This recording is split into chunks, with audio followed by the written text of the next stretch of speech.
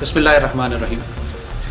आज हम brass tag survival series में एक नई वीडियो के साथ आपके पास आए हैं। हमसे बहुत ज़्यादा लोग ये सवाल करते हैं कि हम कोशिश करना चाहते हैं, हम प्रैक्टिस करना चाहते हैं वेपन फायरिंग को, टारगेट प्रैक्टिस को, लेकिन हमारे पास ना तो राइफ़ल है और हमारे पास ना लाइसेंस है कि हम हथियार ख़रीद सकें।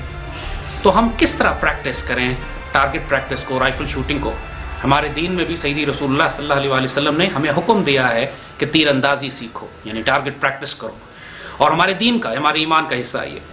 तो आज हम एक जिस वीडियो को लेकर आपके पास आए हैं उसका मकसद यही है कि एक ऐसा पाकिस्तानी कि जिसके पास वेपन लाइसेंस नहीं है, आपके पास हथियार ख़रीदने के लिए कानूनी लाइसेंस नहीं है, आप कानून के दायरे के अंदर रहते हुए किस तरह टारगेट प्रैक्टिस कर सकते हो।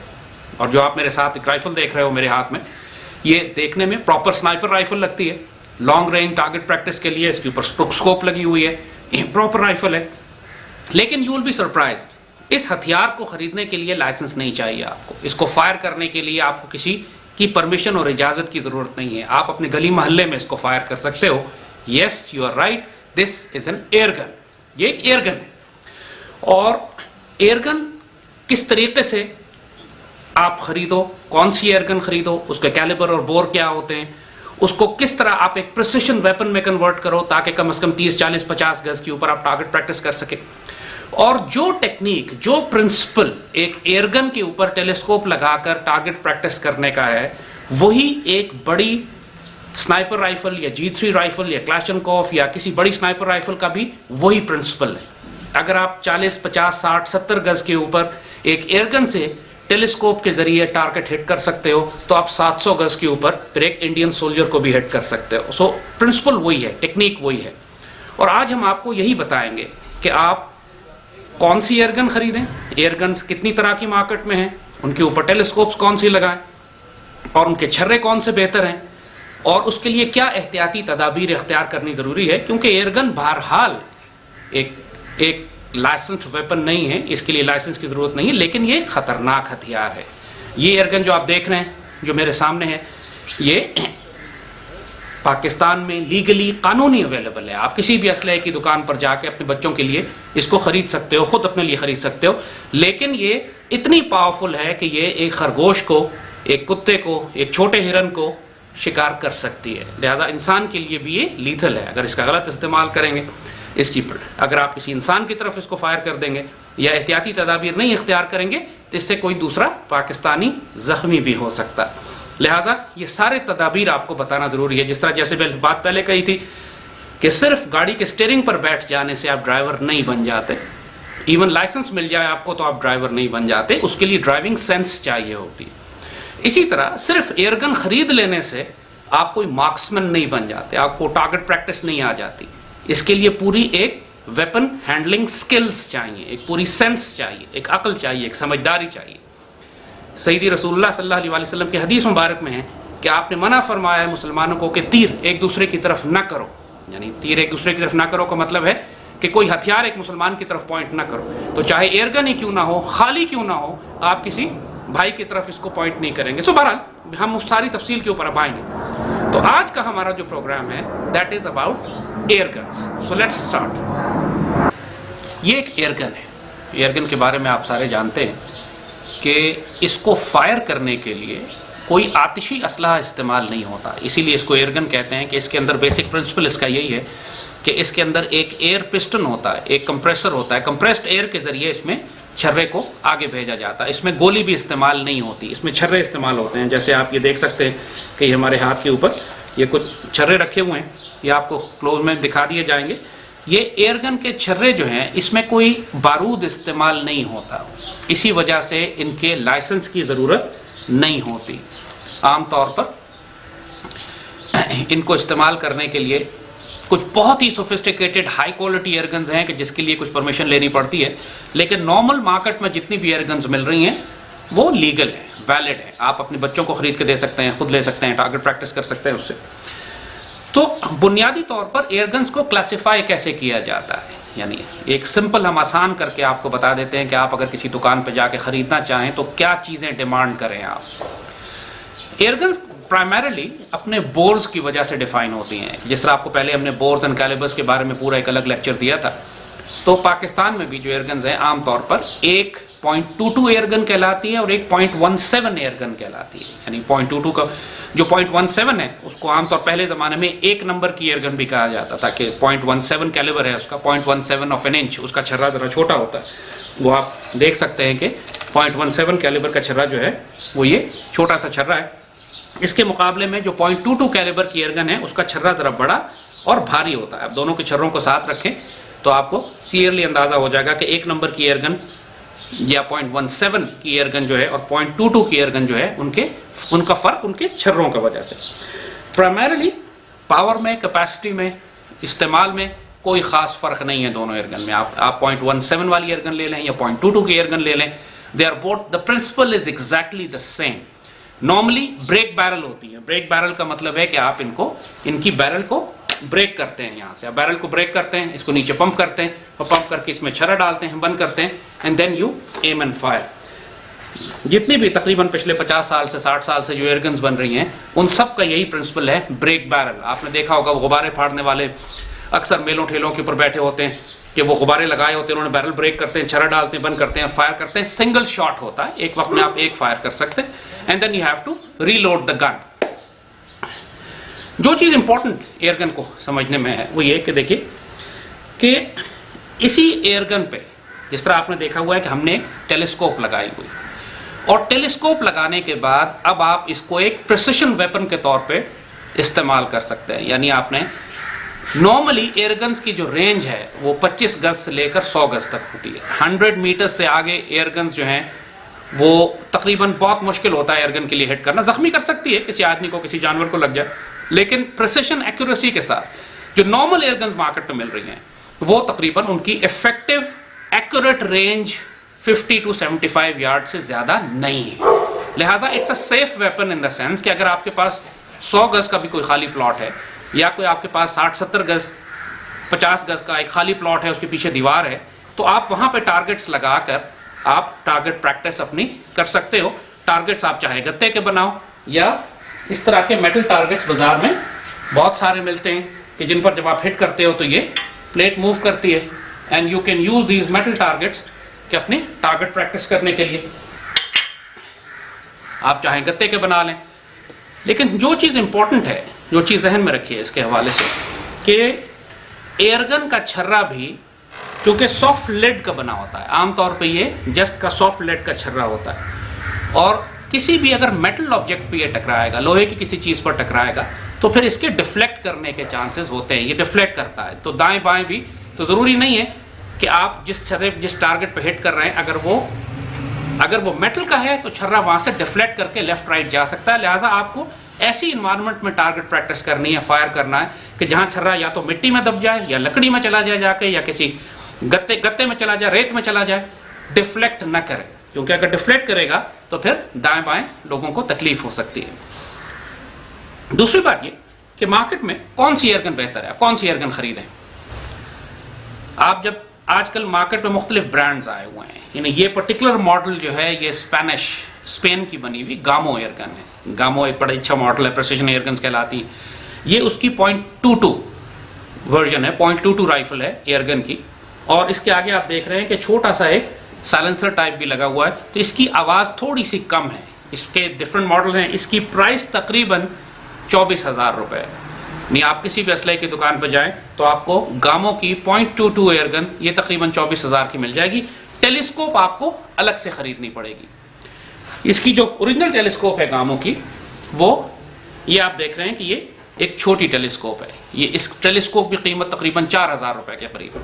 सो बेसिकली 24,000 की राइफल और 4,000 की टेलीस्कोप, तकरीबन 30,000 के अंदर आप ये पूरा अपना सेट बिल्ड कर सकते हैं, जो कि आपकी टारगेट प्रैक्टिस के लिए आसानी हो। ये जो एयरगन के छर्रे हैं जो इनके बाज़ार में एयरगन्स के साथ ही मिलते हैं, वो तो ये वाली तकरीबन ये स्पेनिश छर्रे हैं, इसी गन के साथ आते हैं। जैसे बताया, गन के साथ टेलीस्कोप भी है, इसके छर्रे भी हैं। ये तकरीबन 500 रुपये की एक डब्बी है जिसमें 250 छर्रे होते हैं। तकरीबन 2 रुपये का आपको एक छर्रा पड़ता है। सो कंपेयर टू अगर आप 9 मिलीमीटर की एक गोली है तो वो 45 रुपये की गोली है। अगर आप शॉटगन का एक कार्ट्रिज है तो वो 50 रुपये का कार्ट्रिज है। उसके मुकाबले में जो टारगेट प्रैक्टिस सीखने के लिए सबसे इकोनॉमिकल और सबसे आसान तरीका यही है कि आप एक 0.22 की या 0.17 की एयरगन लीजिए, उसके ऊपर टेलीस्कोप लगाइए और ये बहुत सारे छर्रे खरीद कर इन छर्रों को लेकर आप टारगेट प्रैक्टिस कीजिए। तो तकरीबन आपको इनिशियल पैकेज जो है वो 28-30 हज़ार रुपये के अंदर मिल जाएगा। इसमें 10,000 रुपये वाली एयरगन भी है स्पेनिश, अच्छी एयरगन जर्मन डायना की भी हैं, इसमें वॉल्थर की एयरगन भी है, वॉल्थर भी आ रही है, चाइनीज़ एयरगन्स बहुत अच्छी आ रही हैं, पाकिस्तानी एयरगन भी एक ज़माने में बना करती थी लेकिन बहुत अरसे से मैंने देखी नहीं है, लेकिन अगर आप पता करें तो शायद आपको बहुत अच्छी पाकिस्तानी एयरगन भी मिल जाए। So airgun technology is very simple. दुनिया की कई ममालिक में ये बहुत अच्छी एयरगन्स अब बन रही हैं जिनको प्रिसिशन एयरगन कहा जाता है। लिहाजा all you have to do is आप असलहे की दुकान पर जाएं, एक अच्छी एयरगन सेलेक्ट करें 0.22 या 0.17, उसके साथ एक छोटी सी टेलीस्कोप लें और चूंकि आपकी टारगेट रेंज ही 70-75 यार्ड से ज़्यादा नहीं है, लिहाजा आपको कोई इतनी भारी टेलीस्कोप लगाने की ज़रूरत नहीं। हमने इस पर बहुत बड़ी टेलीस्कोप लगाई हुई है, लेकिन ये हम पूरा अलग एक वीडियो रिकॉर्ड करेंगे दूरबीनों के ऊपर और टेलीस्कोप्स के ऊपर। तो बेसिकली जो बात आपको फ़िलहाल समझाने की है वो ये कि जब आप इसके ऊपर राइफल पे टेलीस्कोप फिट कर देते हैं तो अब आप टेक्निकली वो सारे फीचर्स पूरे कर रहे हैं कि जो एक लॉन्ग रेंज स्नाइपर राइफल के होते हैं। तो चाहे आपके पास 7 मिलीमीटर की राइफल हो या क्लैशनकोफ हो, उसके लाइसेंस नहीं है, वेपन्स नहीं है, तो वो सारी प्रैक्टिस आप अपनी इस एयरगन से कर सकते हैं। वो अब हम आपको थोड़ी प्रैक्टिकल डिमॉन्स्ट्रेशन भी दिखाएंगे। We'll put the airgun on the target range. हम पेंचर ये जो आप देख रहे हैं कि साथ हमने इसको सैंड बैग पे रेस्ट किया हुआ है। ये रेत के बैग्स हैं, ये 3 रखे हुए हैं हमने यहाँ पे। राइफल इनके ऊपर स्टेबल हो रही है। राइफल टेलीस्कोप से आप जब भी फायर करेंगे आपकी राइफल को स्टेबल होना ज़रूरी है। जब आप हाथ से उठाकर फायर करते हैं और तो लाजमन आपकी सांस के साथ राइफल मूव करती है, एक्यूरेसी डिस्टर्ब होती है। और यही बात हम आपको डिमॉन्स्ट्रेट करके दिखाएंगे। ये जो टेलीस्कोप आप देख रहे हैं, इसमें आप नोट कर रहे हैं कि इस टेलीस्कोप के अंदर, जब टेलीस्कोप के फीचर्स की आप बात करते हैं तो इसके अंदर आपको 2 नॉब, एक ऊपर लगा हुआ है नॉब और एक साइड पे लगा हुआ नॉब, ये नजर आते हैं। और टेलीस्कोप पर कुछ नंबर्स लिखे हुए हैं, जैसे इसके ऊपर नंबर लगा हुआ है 3/9 × 40। जब आप इसी एयरगन के साथ एक टेलीस्कोप लेते हैं तो बुनियादी तौर पर आप देखेंगे कि इस टेलीस्कोप के अंदर आपको यहाँ पर एक साइड पे नॉब लगा हुआ नजर आ रहा है और एक ऊपर नॉब नजर आ रहा है। इस टेलीस्कोप के अंदर एक क्रॉस वायर होती है, एक वायर होती है जो क्रॉस होती है, और जब आप इसको यूं दूरबीन से आप इसको देखते हैं यहाँ से, तो वो वायर आपको क्रॉस शक्ल में नजर आ रही होती है।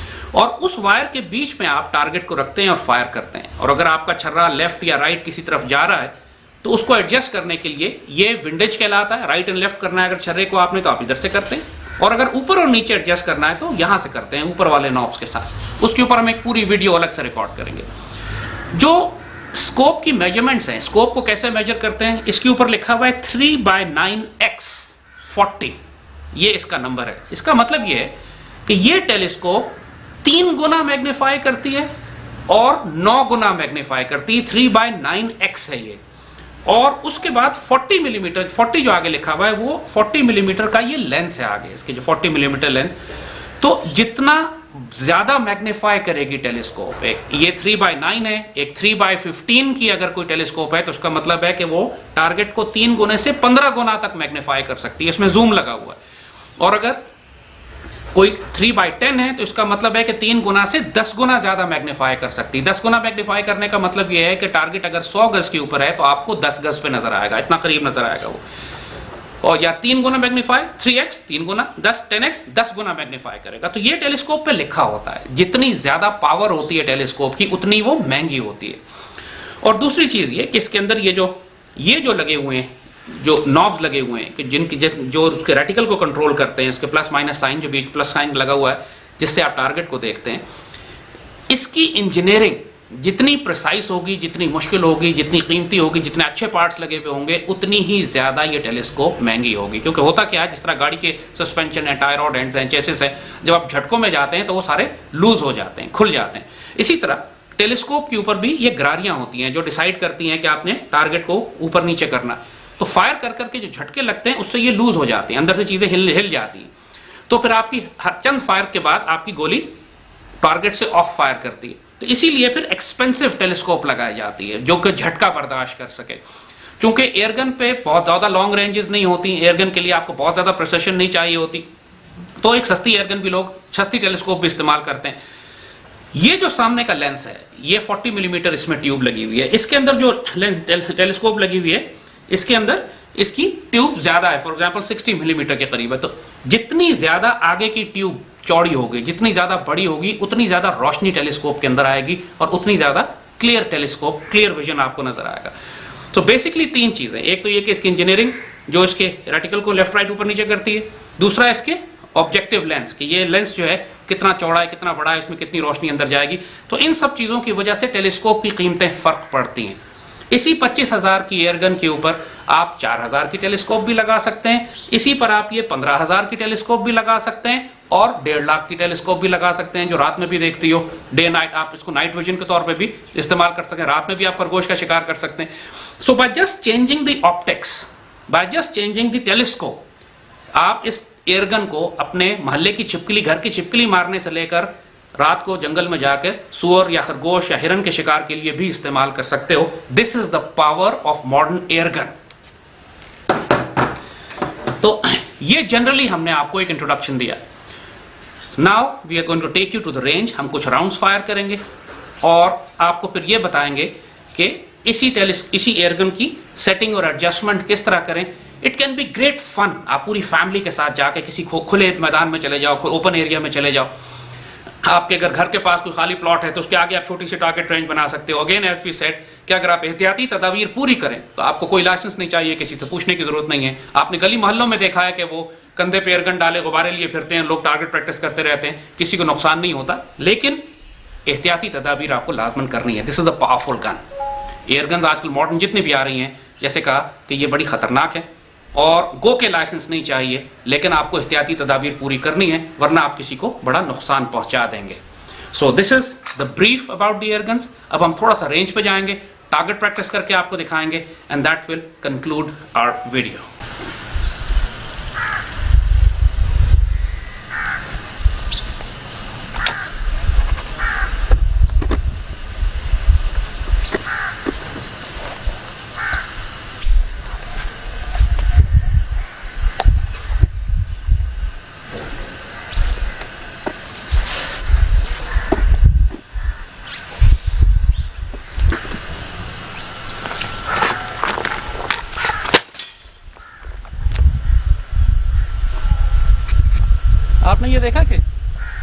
आपने ये देखा कि हम गन को किस तरह स्टेबल किए हुए हैं। यानी जब आप टेलीस्कोप से फायर करते हैं तो आपको गन को लाजमन एक रेस्ट पे रखना होता है। अगर आप सिर्फ मैं उठा के अगर फायर करूं तो ये हाथ हिलता रहेगा इसके ऊपर। तो आपने देखा कि हमने सामने गन को सैंड बैग पे रखा और जितना ज़्यादा आप नीचे हो सकते हैं, जितना आपके जिस्म के हिस्से ज़मीन से टच करेंगे, जैसे आपने देखा कि मेरी ये कोहनी भी ज़मीन से टच कर रही है, टेबल पर रखा हुआ है, इस हाथ को भी टेबल पर हमने रखा हुआ है और ये गन शोल्डर पर मेरे सपोर्ट कर रही है। और जो चीज़ इंपॉर्टेंट है कि देखिए जब आप टेलीस्कोप लगाते हैं ना तो जो गन का ओरिजिनल बट है वो बहुत नीचे होता है, आपका फिर गाल जो है वो नीचे चली जाएगी और टेलीस्कोप आपकी आंख से ऊपर हो जाती। लिहाजा आपको ये चीक रेस्ट एक लगाना पड़ता है यहाँ पे, रुई का या एक पैड यहाँ पे आपको छोटा सा बना के लगाना पड़ता है ताकि आपके गाल इसके ऊपर रेस्ट कर सकें और आपकी आंख बिल्कुल इस टेलीस्कोप के इस लेंस के सामने आ सके। अगर आपकी आंख इससे नीचे होगी तो जाहिर है फिर आपको सर उठा के इसके अंदर देखना पड़ेगा और उसकी वजह से आपके गाल जो हैं वो बट पे नहीं होंगे और गन स्टेबल नहीं रहेगी। So what is important in a precision shooting is, चाहे वो एयरगन से कर रहे हो या राइफल से कर रहे हो, कि आप कितने स्टेबल हैं, आपकी गन कितनी स्टेबल है। और जितना आप ज़मीन के नज़दीक होंगे, जितने आपके रेस्ट ज़्यादा होंगे, गन की बैरल भी रेस्ट कर रही है, इसका बट मेरे कंधे पे रेस्ट कर रहा है, मेरे बाजू जो हैं वो मेज़ के ऊपर रेस्ट कर रहे हैं और मेरे जो गाल हैं वो राइफल के इस पैड के ऊपर रेस्ट कर रहे हैं। और अब जब मैं टेलीस्कोप के अंदर से देखता हूँ तो मुझे अपना टारगेट क्लियर नज़र आता है। इसको मुझे अब ये मैं डिसाइड करूँगा कि मैंने इसको किस जूम पे रखना है, मैंने फुल मैग्नीफिकेशन पे यानी 15 पे रखूँ या मैं इसको 3 पे रखूँ, ये डिसाइड यहाँ से होता है। और अगर छर्रा लेफ़्ट या राइट जा रहा है तो फिर मैं इन नॉब्स के ज़रिए ये डिसाइड करूँगा। अगर छर्रा राइट पे गया है तो मैं यहाँ से थोड़ा सा इसको लेफ़्ट कर दूंगा। इस पर लिखा होता है कि लेफ़्ट करने के लिए क्या कहाँ घुमाना है। अब चंद स्टेप घुमाते हैं और वो दोबारा फायर करेंगे तो छर्रा लेफ्ट पे हो जाएगा, यानी सेंटर में आएगा। ऊपर जा रहा है तो यहाँ से मैं थोड़ा सा नीचे करूँगा, फिर छर्रा टारगेट नीचे की तरफ फायर करेगा। सो बेसिकली बाकी डिटेल्स के टेलीस्कोप्स और दूरबीनों को, उसके लिए जैसे हमने कहा हम अलग वीडियो रिकॉर्ड करेंगे। फिलहाल हम आपको थोड़ा सा आइडिया देते हैं कि यूजिंग एन एयर गन, हम आप देख रहे हैं कि हम अपने मोहल्ले में हमने खाली प्लॉट पे एक आगे एक टारगेट लगाया हुआ और एक कंट्रोल्ड एनवायरनमेंट में इसको आप बड़े अच्छे तरीके से टारगेट प्रैक्टिस कर सकते हैं।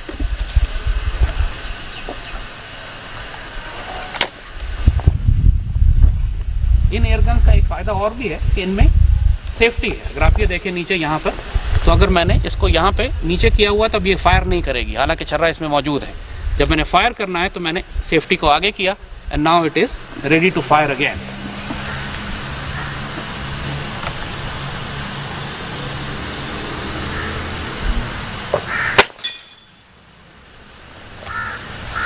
डिस्टेंस यहाँ से तकरीबन 30 यार्ड्स है और 30 गज के ऊपर एक एयरगन की एक्यूरेसी अगर इस पे ज़ीरो है तो that's all what you need. Airgun से आपने जैसे कहा कि 100-200 गज की शूटिंग नहीं करनी होती, ये 30, 40, 50, 60 गज की है। एक दफ़ा अगर आप 30 या 35 यार्ड्स के ऊपर एयरगन को ज़ीरो कर लेते हैं तो उसके बाद, और आपको टेक्निक मालूम है कि टेलीस्कोप से आपने फिर थोड़ा सा लॉन्ग रेंज कैसे फायर करना है, तो अगर 30 गज पे आप हिट कर सकते हैं तो 50 गज पे भी आप हिट कर सकते हैं with a little practice. So basically what we have shown you is कि अगर हम आपको ना बताएं कि ये एयरगन है तो on the looks of it तो ये एक 7 मिलीमीटर या 308 या एक प्रॉपर स्नाइपर राइफल लगती है। All the features that any good combat rifle have, आप वो सारे फीचर्स इसमें इनकॉर्पोरेट करके, उसी तरीके से ब्रीदिंग कंट्रोल है, उसी तरह टेलीस्कोप से देखना है, उसी तरह रेंज सेटिंग है, उसी तरीके से गन को रेस्ट करना है, वो सारे फीचर्स, वो सारी प्रैक्टिस आप अपने मोहल्ले में कर सकते हैं, आप अपने गांव में कर सकते हैं, आप अपने घर के पास खाली प्लॉट में कर सकते हैं, अगर आपके पास एक प्रॉपर डिसेंट एयरगन हो और आपने उसके ऊपर एक अच्छी टेलीस्कोप लगाई हुई हो।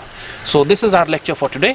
इंशाल्लाह आइंदा हम आपके पास आएंगे तो आपको टेलीस्कोप्स और दूरबीनों के बारे में बताएंगे। Now I am going to do some target practice.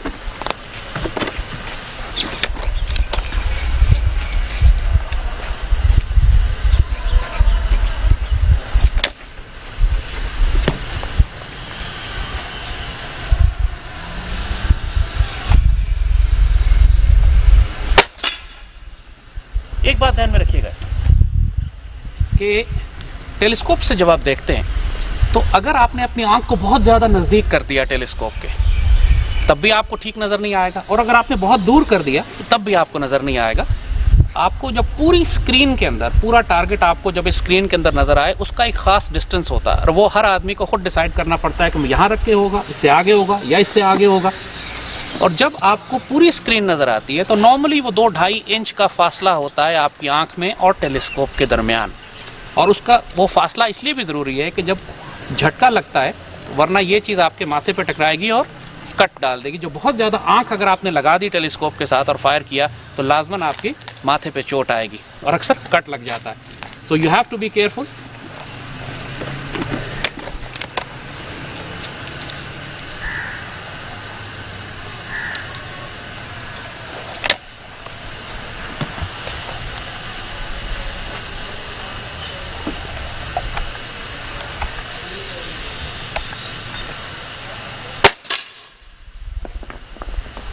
अब एक चीज़ आपको और ध्यान में रखनी है, वो ये कि ये जो एयरगन के छर्रे हैं ये लेड के बने हुए होते हैं। आपने अक्सर लोगों को देखा है कि छर्रे मुंह में डाल लेते हैं और एक एक करके निकाल के फायर करते हैं। ये बहुत ख़तरनाक काम है, कभी ना करें, क्योंकि ये लेड के छर्रे जहर होते हैं, पॉइजन है। जब आप बहुत सारी एयरगन की फायरिंग करें तो लाजमन अपने हाथ को धोएं। किसी चीज़ को इस्तेमाल, खाने पीने की चीज़ को इस्तेमाल करने से पहले अच्छी तरह हाथों को धोइए, क्योंकि ये बहुत सॉफ्ट लेड के बने हुए छर्रे हैं और अगर इनके छोटे ज़र्रात आपके खाने में या आपके हाथ पे लग के पेट में चले गए तो लेड पॉइजनिंग का अंदेशा होता है। सो be very careful.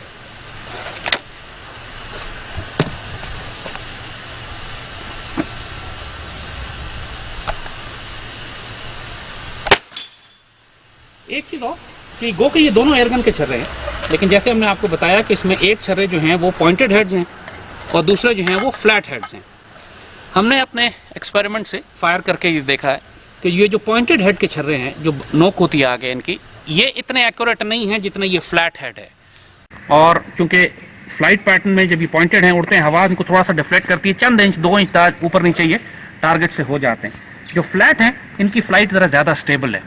So what we have seen is through our experiment, हर एक की अपनी चॉइस हो सकती है, लेकिन हमारे एक्सपेरिमेंट तजुर्बे में ये बात आई है कि हम अपनी टारगेट प्रैक्टिस के लिए जब हमने एक्यूरेट फायरिंग करनी होती है तो हम ये फ्लैट वाले छर्रे ज़्यादा इस्तेमाल करते हैं।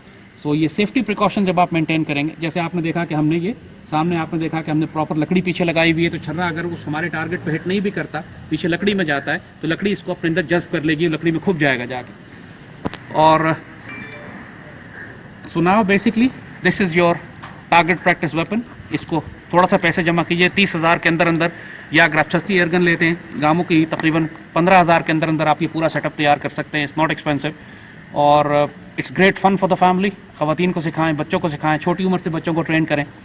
और ख़ास तौर पर अगर आपको टेलीस्कोप से टारगेट हिट करना आ गया तो that's always a great advantage. आपको आइंदा कभी खुराक जमा करनी हो, खाना जमा करना हो, कोई छोटे मोटे चूहे को, छिपकली को, खरगोश को शिकार करना हो, तो इन सारी चीज़ों के लिए airgun is a very good weapon. लोग उसको इस्तेमाल नहीं करते, लोगों को इसकी अहमियत का अंदाज़ा नहीं है, लेकिन आजकल बड़ी अच्छी एयरगन्स आ गई हैं, वे टेलीस्कोप के साथ ये बड़ी एक्यूरेट हैं, तो 60-70 यार्ड्स के ऊपर भी आप एक खरगोश शिकार कर सकते हैं। And that's again a great fun target practice के लिए भी। लेकिन एक बात आखिरी ताकीद, अगर आपको भूख ना लगी हो, खाना ना खाना हो, आपने भूखे ना मर रहे हैं, तो बिला वजह जानवरों को ना कत्ल कीजिएगा। जानवर सिर्फ उसी वक्त मारे जब आपने उनको खाना है, शिकार करना है। शरीयत के तहत आपको उस वक्त इजाज़त है। तफरी करने के लिए अगर अपने चिड़ियों को, परिंदों को, कौवों को बिला वजह बगैर किसी जिसके वो आपको नुकसान नहीं दे रहे और आप उन्हें कत्ल कर रहे हैं, ये बड़ा जुल्म है, ऐसा कभी ना कीजिएगा। Practice on the targets, practice on metal targets, wooden plates, anything else, but not on the animals. Allah आप लोगों को खुश रखे। जज़ाकल्लाह।